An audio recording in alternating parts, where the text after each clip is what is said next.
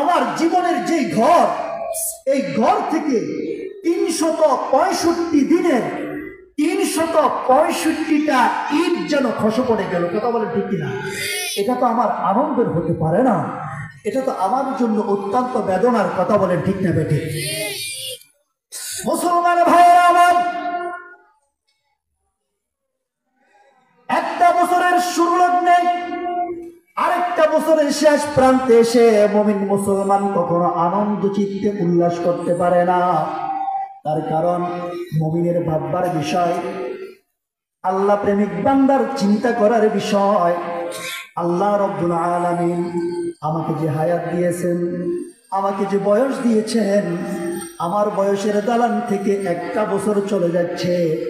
আমাকে এখন চিন্তা করতে হবে, আল্লাহ রব্বুল আলামিন আমাকে যে উদ্দেশ্যে নিয়ে দুনিয়ার জমিনে পাঠিয়েছেন, আল্লাহ রব্বুল আলামিন যে টার্গেট নিয়ে এই দুনিয়ার জমিনে আমাকে প্রেরণ করেছেন, আমার আল্লাহ যে উদ্দেশ্যে আমাকে সৃষ্টি করেছেন, আল্লাহর সৃষ্টি হিসাবে, আল্লাহর বান্দা হিসাবে যে উদ্দেশ্যে আল্লাহ দুনিয়ার জমিনে প্রেরণ করেছেন, পাঠাইলেন, ওই উদ্দেশ্য অনুযায়ী আমি আমার জীবনকে কতটুকু পরিচালিত করতে পারলাম।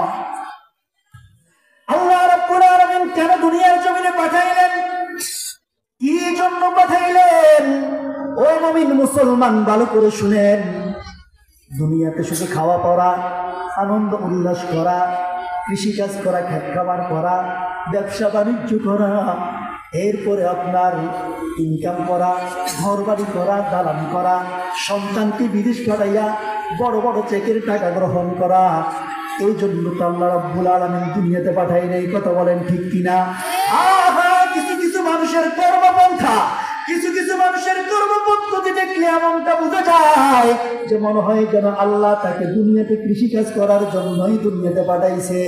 আল্লাহ রাব্বুল আলামিন মনে হয় যেন তাকে ব্যবসা বাণিজ্য করার জন্য দুনিয়াতে পাঠাইছে। আল্লাহ রাব্বুল আলামিন শুধুমাত্র কেবলমাত্র তাকে দুনিয়াতে টাকা ইনকাম করার জন্য মনে হয় দুনিয়াতে পাঠাইছে।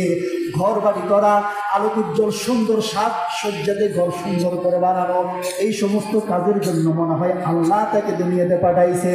না না না, ও আল্লাহ প্রেমিক বান্দা, ভালো করে বুঝেন, ভালো করে বুঝেন আল্লাহ দুনিয়াতে পাঠানোর উদ্দেশ্যটা কি, কেন আল্লাহ পাঠাইলেন, কি জন্য পাঠাইলেন।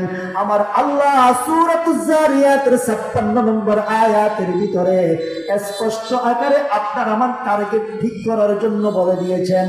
আমার আল্লাহ বলে দিয়েছেন, ওয়া মা খালাকুতুল জিন্না ওয়াল ইনসা ইল্লা লিয়াবুদুন।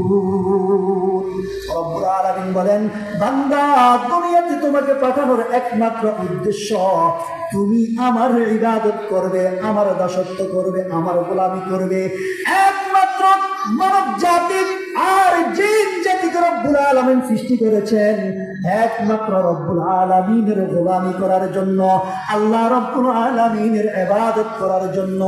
কাজী বান্দার কাজী হচ্ছে আল্লাহ রব্বুল আলামিনের ইবাদত করা, অন্য কাজ তার নাই।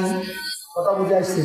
বলো হুজুর, অন্য কাজ যদি না থাকে তাহলে আমরা যে ব্যবসা বাণিজ্য করতেছি, আমরা যে ক্ষেত খামার করতেছি, আমরা যে বিবি বাচ্চা লালন পালন করতেছি, এটা কোন কাজের জন্য? প্রশ্ন হয় কি হয় না? কথা বল।